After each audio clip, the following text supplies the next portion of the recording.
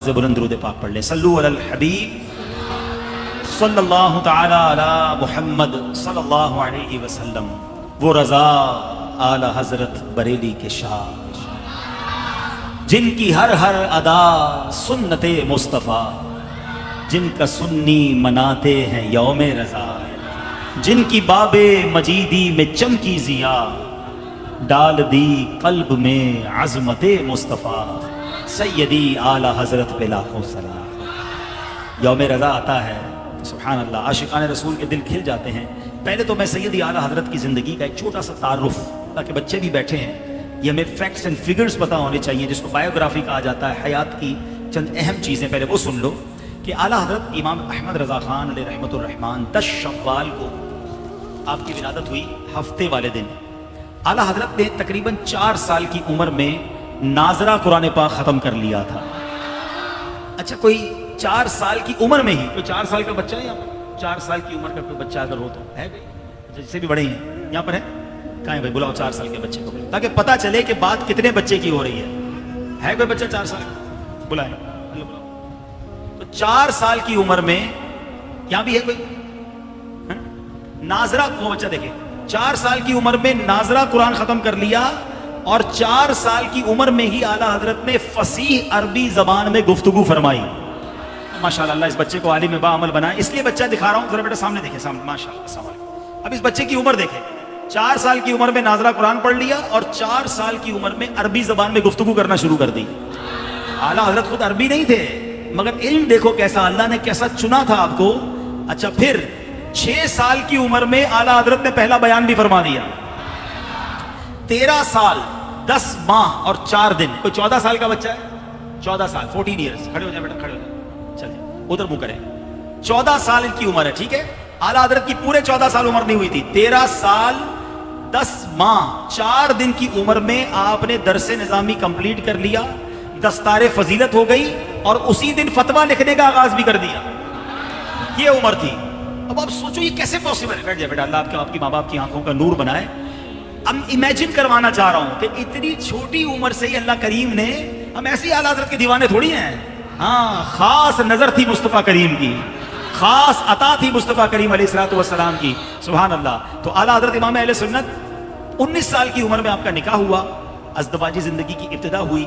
आला हज़रत तकरीबन 23 साल की उम्र में पहली बार, और 51 साल की उम्र में दूसरी बार हरमैन शरीफैन की हाजिरी के लिए हाजिर हुए। 68 साल की उम्र में आपने आखिरी वसीयतें लिखवाई, और फिर बिल आखिर इल्म फन का ये अजीम आफ्ताब 25 सफरुल मुज़फ्फर 1340 हिजरी 28 अक्टूबर 1921 सने हिजरी को जुमतुल मुबारक के दिन ठीक अजान जुमा के वक्त तकरीबन 68 साल की उम्र में गुरूब हो गया। अल्लाह करीम तुरबत आला हज़रत पर करोड़ों रहमतों की बारिश नाजिल फरमाए, और उनके सदके हमारी मग़फ़िरत फरमाए। अब आला हज़रत इमाम अहले सुन्नत की बात करनी हो, उलमा बैठे हैं, मुबल्लिगीन बैठे हैं, बड़ा मुश्किल है उन पर बात करना, क्योंकि इस कदर क्वालिटीज़ हैं, इतने आपके फ़ज़ाइल हैं, और इतनी चीज़ों में आप पर बात की जा सकती है कि बंदा कहे बात शुरू किधर से करूं और ख़त्म किधर से करूं। यानी इल्म की बात करें तो आला हज़रत इमाम अहले सुन्नत इल्म का पहाड़ नज़र आते हैं। आपने इतने फतावा लिखे, और ऐसे फतावा लिखे हैं कि आज भी बड़े बड़े उलमा हैरान हैं कि अल्लाह ने एक शख्सियत को इल्म दिया तो कितना दिया। अच्छा, इस पर बड़ी डिबेट हुई कि आला हज़रत को कितने उलूम पर महारत थी। हैं, सैयदी आला हज़रत वो हस्ती हैं जो थोड़ा बहुत कॉलेज यूनिवर्सिटी को समझते हैं कि शख्सियात पर PhD की जाती है। आला हज़रत वो हैं कि आपके कई उलूम पर लोग PhD कर रहे हैं। आपके तर्जुमा कुरान पर PhD हो रही है, आपकी शायरी पर PhD हो रही है, आपकी फ़क़ाहत पर, आपकी ज़हानत पर, आपके फतावों पर, एक एक सब्जेक्ट पर लोग PhD कर रहे हैं। तो खुद आला हज़रत के इल्म का आलम क्या होगा? तो उलमा ने कहा कि सैयदी आला हज़रत, पहले एक तहकीक आई कि जनाब 56 उलूम पर, देखिए जो मास्टर्स करते हैं, जो स्टूडेंट्स हैं मेरी बात जल्दी समझेंगे, कुछ लोग हैं जो साइंस में मास्टर कर लेते हैं, कुछ मैथ्स में मास्टर कर लेते हैं। तो नॉर्मली हमने देखा है कि एक बंदा 2 या 3 सब्जेक्ट में, वो भी बड़ा कमाल का हो, तो वो मास्टर्स कर सकता है, वरना 2-3 सब्जेक्ट भी बड़ी बात होती है। आला हज़रत के बारे में आता था कि सैयदी आला हज़रत को 56 से ज़्यादा उलूम पर महारत हासिल थी। फिर और तहकीक की गई तो बताया गया 100 से ज़्यादा उलूम पर आपको ऐसी महारत थी कि बड़े बड़े माहिरीन हैरान हो जाते थे। अच्छा, फिर उलमा ने और खूबसूरत बात कही कि ये हमें कैसे पता चला कि 100 उलूम थे? کا مسئلہ یہ ہوا کہ اعلیٰ حضرت کو کتنے علوم پر مہارت حاصل ہے یہ ہم کو نہیں پتا. جس نے جس معاملے میں مسئلہ پوچھا اعلیٰ حضرت نے اس کا جواب عطا فرما دیا. تو 100 علوم پر سوال آئے اور انہوں نے 100 علوم پر جواب دے دیے. میتھمیٹکس کا سوال آیا تو میتھمیٹکس کا جواب دیا, سائنس کا سوال آیا تو سائنس کا سوال دیا, فقہ کا سوال آیا تو فقہ کا جواب دیا, حدیث کا سوال آیا تو حدیث کا جواب دیا, بلاغت کا سوال آیا بلاغت کا جواب دیا, انگریزی میں سوال آیا تو انگریزی میں جواب دیا, ہندی میں سوال آیا ہندی میں جواب دیا, فارسی میں سوال آیا فارسی میں جواب دیا, اردو میں سوال آیا اردو میں جواب دیا. اعلیٰ حضرت سے نظم کے ذریعے اشعار کے ذریعے سوال پوچھے گئے, میرے رضا نے اشعار میں جواب عطا فرمایا. علماء کہتے جو پوچھا گیا اعلیٰ حضرت نے عطا فرمایا. ان کے پاس کتنا علم تھا وہ رب جانے, جو دینے والا یا اعلیٰ حضرت جانے کتنا علم تھا. علم کا سمندر ہے. جبھی تو شاعر کہتے ہیں نا, احمد رضا کا تازہ گلستان ہے آج بھی, خورشید علم ان کا درخشاں ہے آج بھی, سب ان سے چلنے والوں کے گل ہو گئے چراغ. احمد رضا کی شمع فروزاں ہے آج بھی, خدمت قرآن پاک کی وہ لاجواب کی, راضی رضا سے صاحب قرآن ہے آج بھی. اللہ اکبر. اب آپ کے علم پر بات تو علماء کریں, یہ مفتیان کرام کی شان ہے, ہم جیسے کم علموں کا کام نہیں. اب بات کرتے ہیں سیدی اعلیٰ حضرت کا ایک ایسا وصف کہ اعلیٰ حضرت کا تعارف کمپلیٹ نہیں ہو سکتا جب تک اعلیٰ حضرت کے عشق رسول پر بات نہ کی جائے. آپ کی ایسی پہچان بن گیا کہ آج بھی دنیا بھر میں جب اعلیٰ حضرت کے نام کا نعرہ لگایا جاتا ہے تو ایک لفظ کہا جاتا ہے اور بتاتا ہے وہ لفظ کہ یہ شخصیت کس قدر سچے عاشق رسول ہیں. اور وہ نعرہ کیا ہے؟ عشق و محبت, عشق و محبت اعلیٰ حضرت, اعلیٰ حضرت, عشق و محبت, عشق و محبت, عشق و محبت, عشق و محبت. کیا بات ہے, 100 سال سے زیادہ وقت گزر گیا ہے مگر آج بھی آپ ہمیں سکھاتے ہیں کہ عشق رسول کرنا کیسے ہے. آپ انسٹیٹیوٹ ہیں. اگر کسی کو سمجھنا ہے نا کہ میں نبی پاک سے سچا پیار کیسے کر سکتا ہوں, پیارے آقا علیہ الصلوۃ والسلام سے سچی محبت کیسے کر سکتا ہوں, تو بریلی کے تاجدار سے سیکھے کہ نبی پاک کا عشق کیسے ہوتا ہے, محبت کیسے ہوتی ہے, فنا فی الرسول بندہ کیسے ہوتا ہے. اللہ اکبر. ایک شعر میں اعلیٰ حضرت بڑی پیاری بات کہتے ہیں. آپ کہتے ہیں جان ہے عشق مصطفیٰ روز فزوں کرے خدا. کہتے ہیں یہ عشق مصطفیٰ تو میری جان ہے, اے اللہ اس کو اور بڑھا دے, یہ بڑھتا رہے کبھی کم نہ ہو. مگر اگلے شعر میں بڑی نرالی بات کرتے ہیں. کہتے ہیں جس کو ہو درد کا مزہ نازے دوا اٹھائے کیوں. ارے جناب درد میں کب سے مزہ آنا شروع ہو گیا؟ درد ہوتا ہے تو بندہ ڈاکٹر کے پاس بھاگتا ہے, دوائی ڈھونڈتا ہے کہ جناب دوائی دو, درد ہو رہا ہے. مگر یہ کیسی بات کر رہے ہیں کہ درد کا مزہ. اللہ اکبر. بریلی کے تاجدار سکھا رہے ہیں کہ دیکھو جب نبی پاک سے عشق ہوگا نا تو درد تو ضرور ہوگا, کیونکہ آقا کی یاد تڑپائے گی, مدینے کی یاد تڑپائے گی, آنکھیں آنسو بہائیں گی. پیارے آقا کے دل میں جب یاد ہوگی تو ایک کیفیت سی بنے گی, ایک دل میں درد اٹھے گا کہ میں کب آقا کے قدموں میں جاؤں گا. لیکن یہ درد کا مزہ بہت ہے. دیکھو دوائی نہیں چاہیے, یہ درد بڑھتا رہے گا تو پھر لطف بڑھ جائے گا. اعلیٰ حضرت کے برادر ہی ہے نا مولانا حسن رضا خان صاحب, اسی طرح کی ایک اور بات لکھتے ہیں. آپ فرماتے ہیں میرے دل کو درد الفت وہ سکون دے الہی.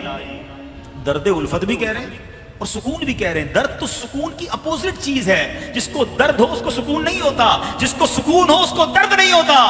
مگر شہنشاہ سخن کہتے ہیں میرے دل کو درد الفت وہ سکون دے الہی, میری بے قراریوں کو نہ کبھی قرار آئے. اے اللہ بے قرار ہی رہوں, مجھے نہیں چاہیے وہ قرار, بس میں چاہتا ہوں کہ رات ہو اور محبوب کی یاد تڑپانے لگے, میں بے قرار ہو جایا کروں. میرے سامنے کوئی مدینے کا ذکر کرے تو میری آنکھوں سے آنسو بہے, میرے نبی پاک کا کوئی نام لے تو میں بے قرار ہو جاؤں کہ کب پیارے آقا کا دیدار نصیب ہوگا. یہ وہ لیول ہے عشق رسول کا جو سیدی اعلیٰ حضرت کے در سے سیکھنے کو ملتا ہے. اچھا اللہ اکبر. ایک تو بات کریں گے عشق رسول کی, چونکہ میلاد کا استقبال کا اجتماع بھی ہے, نبی پاک کا ذکر کرتے جائیں گے, آقا کا ذکر ہوتا رہے گا, عاشق ماہ رسالت کا ذکر بھی ہوتا چلا جائے گا.